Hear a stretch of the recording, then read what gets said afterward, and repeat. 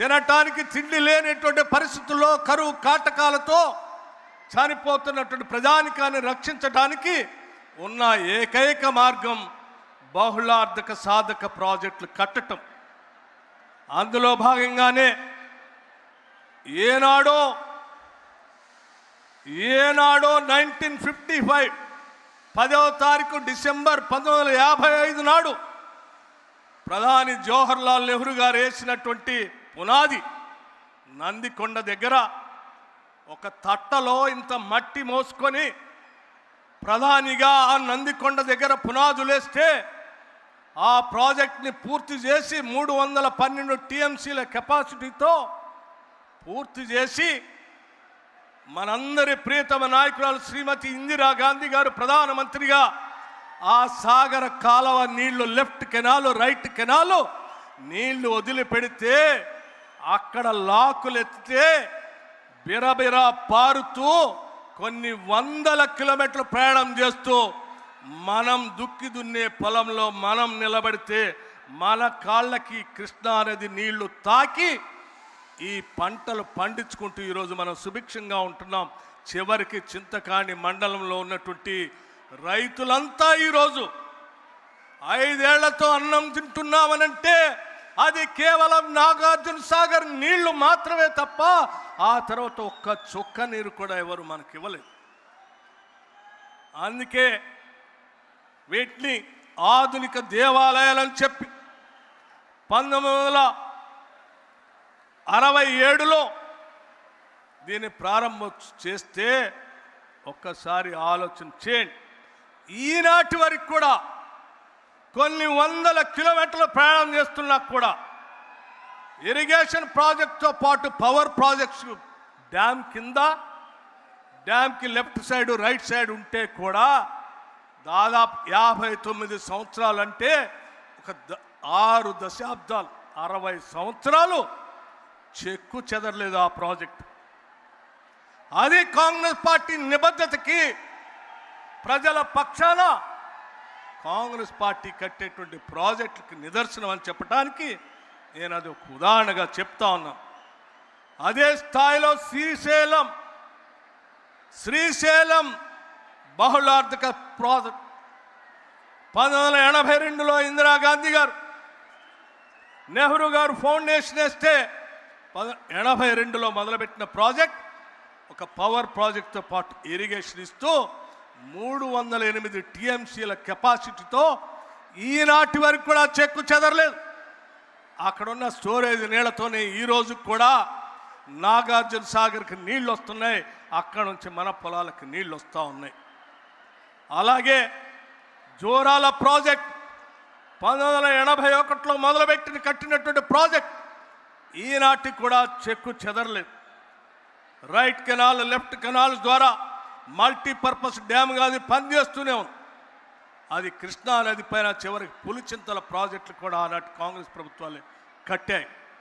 మిత్రులారా, గోదావరి నది పైన ఎస్ఆర్ఎస్పి శ్రీరామ్ సాగర్ ప్రాజెక్ట్ 112 టీఎంసీల కెపాసిటీతో 1977లో 10 లక్షల ఎకరాలకి సాగునీరు అందించేటట్టుగా 4 కాలువలతో కాకతీయ సరస్వతి లక్ష్మి ఫ్లడ్ కెనాల్తో కడితే ఈనాటికి కూడా ఆ ప్రాజెక్టు చెక్కు చెదరలేదు. ఈనాటికి కూడా కాకతీయ కెనాల్ ద్వారా మన ఖమ్మం జిల్లాలో ఉన్నటువంటి తిరుమలాయపాలానికి కూడా నీళ్ళు వస్తూ ఉన్నాయి. దీని కెపాసిటీ 212 టీఎంసీలుగా ఉంది. అట్లాగే శ్రీపాద ఎల్లంపల్లి ఆనాటి కాంగ్రెస్ ముఖ్యమంత్రి డాక్టర్ వైఎస్ రాజశేఖర రెడ్డి గారు 2004లో ఆ ప్రాజెక్టుని మొదలుపెట్టి పూర్తి చేసి మనకు అందిస్తే ఈనాటికి కూడా అది చెక్కు చెదరలేదు. ఇప్పటికి కూడా అద్భుతంగా కొనసాగుతూనే ఉన్నాయి. కానీ ఇన్ని వందల టీఎంసీల కెపాసిటీతో కొన్ని దశాబ్దాల క్రితం కట్టినటువంటి ప్రాజెక్టులు కూడా చెక్కు చెదరకుండా నీళ్లు అందిస్తూ ఉంటే ఈ రాష్ట్ర వనరులు సంపద తెలంగాణ రాష్ట్రానికి చెందాలనేటువంటి ఆలోచనతో ఇక్కడ ఉన్నటువంటి ప్రజల ఆత్మహత్యలు చేసుకుంటా ఉంటే మన అధినాయకురాలు సోనియా గాంధీ గారు ఆలోచన చేసి తెలంగాణ రాష్ట్రం ఇస్తే ఈ సొమ్మంతా మనకే చెందాలని ఆలోచన చేసి ప్రత్యేక రాష్ట్రం వస్తే బాగుపడతాం అనుకుంటే ఆ మాయమాటలు చెప్పి అధికారంలోకి వచ్చిన టీఆర్ఎస్ పార్టీ కాళేశ్వరం కట్టక ఒక ప్రాజెక్ట్ కట్టిందయ్యా. కాళేశ్వరం ప్రాజెక్ట్ ఏమైందయ్యా? కాళేశ్వరం 1,00,000 కోట్ల పైబడి కట్టి కూల్చేశారు తప్ప ఒక్క చుక్క నీళ్లు కూడా మనకు ఉపయోగపడే పరిస్థితి లేకుండా పోయింది. డాక్టర్ బాబాసాహెబ్ అంబేద్కర్ పేరు మీద ఆనాటి కాంగ్రెస్ ప్రభుత్వం మొదలుపెట్టినటువంటి ప్రాజెక్టు 38,000 కోట్లతో మొదలు పెడితే 11,000 కోట్ల రూపాయలు పూర్తి చేస్తే కేవలం మిగిలి ఉన్నటువంటి 27,000 కోట్లతో కంప్లీట్ చేస్తే 16.5 లక్షల ఎకరాలకి నీళ్లు, 7 జిల్లాలకి మంచినీళ్లు, హైదరాబాద్ ఇండస్ట్రీకి నీళ్లు ఇచ్చేటువంటి ప్రాజెక్ట్ని 27,000తో అయిపోయేటువంటి 27,000 కోట్లతో అయిపోయేటువంటి ప్రాజెక్ట్ని కాళేశ్వరం పేరు మీద నిన్న ముఖ్యమంత్రి గారు రేవంత్ రెడ్డి గారు, ఉత్తమ్ కుమార్ రెడ్డి గారు ప్రజెంటేషన్ ఇచ్చినప్పుడు చూసాం. ఆ ప్రాజెక్టు 1,40,000 కోట్లకు పెరిగింది. ఎక్కడ 27,000 కోట్లు, ఎక్కడ 1,47,000 కోట్లు? పోనీ ఆ 1,47,000 కోట్లతోనైనా ఉందా ప్రాజెక్ట్ అంటే కూలిపోయి నీళ్లు లేనటువంటి పరిస్థితిలో ఈరోజు మనం బాధపడతా ఉన్నాం.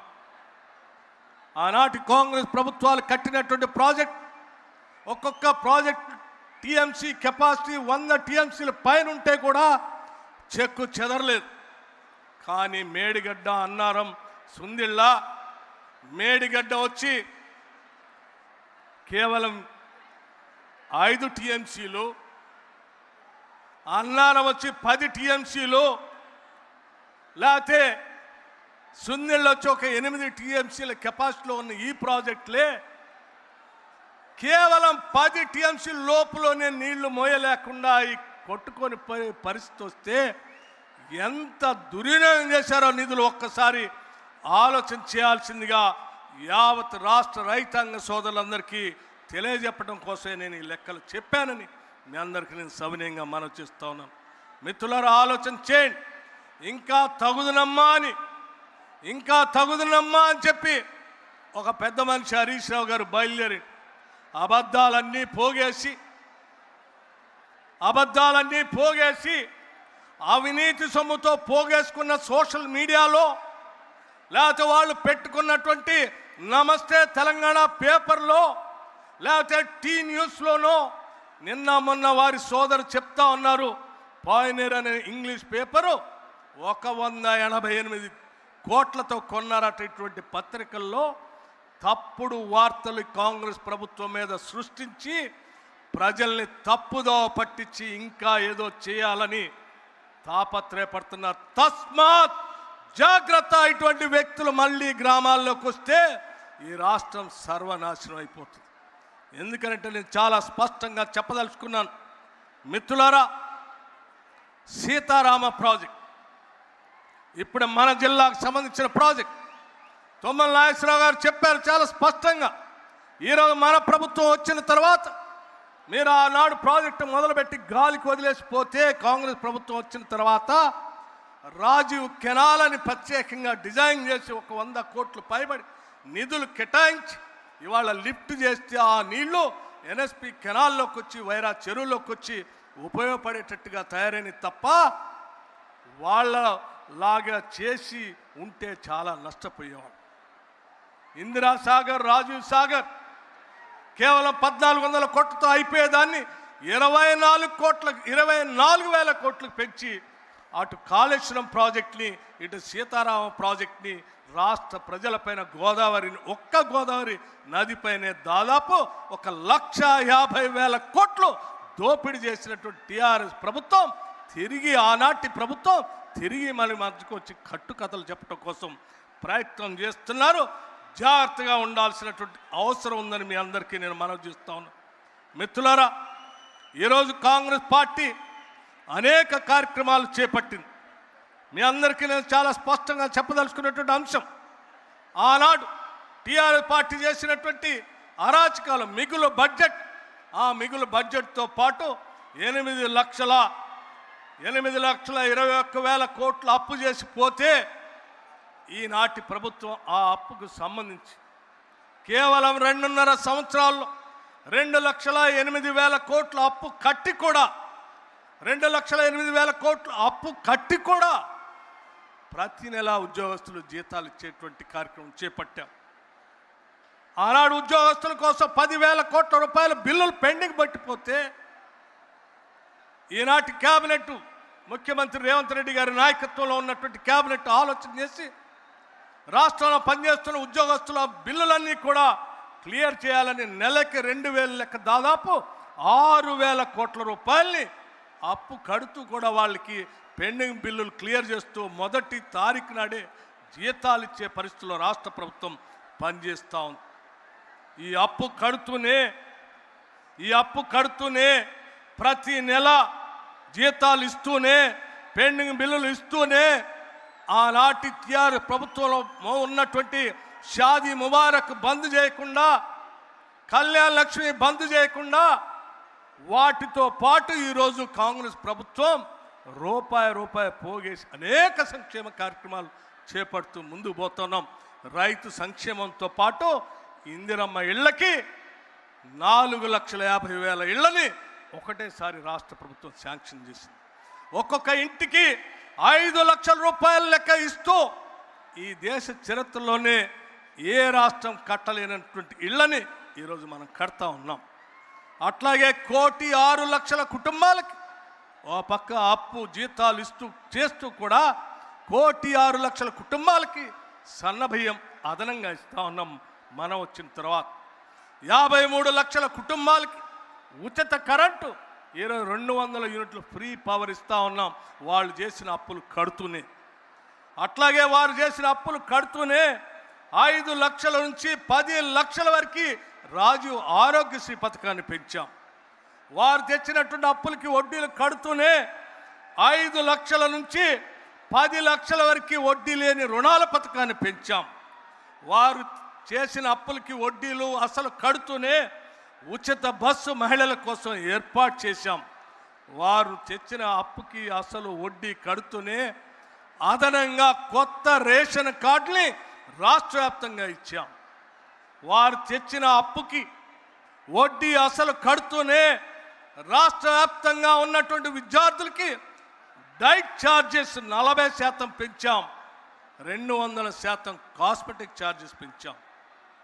వారు చేసిన అప్పులకి వడ్డీ అసలు కడుతూనే రాష్ట్ర వ్యాప్తంగా ఉన్నటువంటి మన బిడ్డలు చదువుకోవటానికి కుల మతాలకు అతీతంగా ఒక ఉమ్మడి కుటుంబంలాగా ఉండాలని ముఖ్యమంత్రి దార్శనికతతో young India integrated residential schools ఒక్కొక్క స్కూల్ 200 కోట్లతో 100 స్కూల్స్ని రాష్ట్రంలో మొదలుపెట్టాం. తెలంగాణ పబ్లిక్ స్కూల్స్ మొదలుపెట్టాం. స్కిల్స్ యూనివర్సిటీ మొదలుపెట్టాం. ఇవి కాకుండా 27 లక్షల మంది ప్రభుత్వ పాఠశాలలో చదువుతున్న విద్యార్థులకి మధ్యాహ్నం ఉదయం పూట అల్పాహారంతో పాటు ఒక గ్లాసు పాలు, రాగి జావ కూడిన ఒక గ్లాసు ఇచ్చే ఏర్పాటు చేశాం. ఇంటర్మీడియట్ విద్యార్థులకు మధ్యాహ్న భోజన పథకాన్ని ప్రారంభించబోతున్నాం. చివరికి రాష్ట్రంలో ఉన్న 1,15,00,000 కుటుంబాలకి ఏ ఒక్క కుటుంబాన్ని కూడా వదిలిపెట్టకుండా ప్రతి కుటుంబానికి 5 లక్షల రూపాయల లెక్క ఇందిరమ్మ బీమా పథకాన్ని ఈ రాష్ట్ర ప్రభుత్వం మీ అందరి కోసం అమలు చేయబోతుందని చెప్పడానికి కూడా నేను సంతోషిస్తూ ఉన్నాను. ఇవన్నీ ఎందుకు చెప్తా ఉన్నానంటే వారు సర్వనాశనం చేసిన ఆర్థిక వ్యవస్థని, పాలనా వ్యవస్థని అన్నిటినీ గాడిలో పెడుతూనే రూపాయి పోగేసి అటు మహిళల కోసం, ఇటు రైతుల కోసం, పేద బడుగు బలహీన వర్గాల కోసం, విద్యార్థుల కోసం, చివరికి అన్ని కుటుంబాల కోసం ఆలోచన చేసి ఈరోజు పెద్ద ఎత్తున ఇన్ని పథకాలు తీసుకొని ముందుకు పోతా ఉన్నామే. వీటిని అభినందించాల్సింది పోయి కాంగ్రెస్ ప్రభుత్వం ఇవన్నీ చేసుకుంటూ పోతే ఇక మేము మిగలమని చెప్పి కొన్ని అబద్ధాలు పోగేసుకొని కావాలని ఒక పక్క నుంచి హరీష్ రావు, ఇంకో పక్కన కేటీఆర్, ఆయనేమో ఫామ్ హౌస్లో పడుకుంటాడు, వీళ్ళిద్దరిని పిల్లల్ని పంపిస్తాడు. వీళ్ళు మాట్లాడుతా అంటే ఈ రాష్ట్రంలో కాంగ్రెస్ నాయకులు కానీ, కార్యకర్తలు కానీ, ప్రజలు కానీ ఎవరు చూస్తూ ఊరుకోవటానికి సిద్ధంగా లేరు. మీరు ఊళ్ళల్లోకి వస్తే తరిమి కొడతారు తప్ప మిమ్మల్ని ఎవరిని గ్రామాల్లో కూడా రానియరు. మీరేమో కలలు కంటున్నారేమో. మీకు వెనక లేదు ముందు లేదు, మీకు వెనక లేదు ముందు లేదు. గతం అయిపోయింది, భవిష్యత్తు లేదు. వర్తమానంలో మేమున్నాం, భవిష్యత్తు కూడా తిరిగి కాంగ్రెస్ పార్టీయే. ప్రజా సంక్షేమం కోసం ప్రజాప్రభుత్వాన్ని, ఇందిరమ్మ రాజ్యాన్ని రాష్ట్ర ముఖ్యమంత్రి రేవంత్ రెడ్డి గారి నాయకత్వంలో యావత్ కేబినెట్ సహచర మంత్రివర్గ సభ్యులు అందరూ సమిష్టిగా ఒక సోదర భావంతో రాష్ట్ర ప్రజల కోసం మేమందరం గ్రామీణ ప్రాంతాల నుంచి వచ్చినటువంటి వాళ్ళం.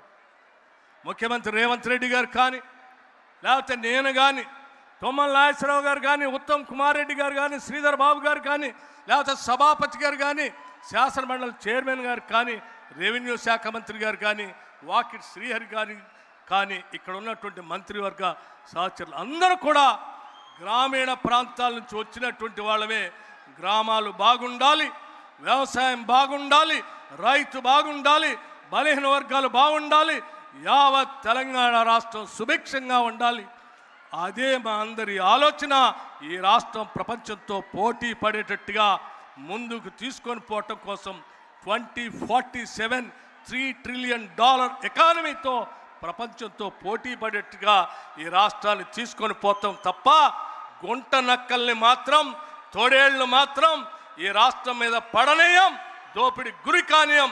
మేమందరం మీ ఆస్తుల్ని, మీ వ్యవస్థల్ని, మీ కుటుంబాల్ని మీకు రక్షణగా నిలబడతామని చెప్పి సవినయంగా మనవి చేస్తూ మరొక్కసారి అశేషంగా కదిలి వచ్చిన మీ అందరికీ పేరు పేరున హృదయపూర్వకమైనటువంటి ధన్యవాదాలు తెలియజేస్తూ ముగిస్తా ఉన్నాను.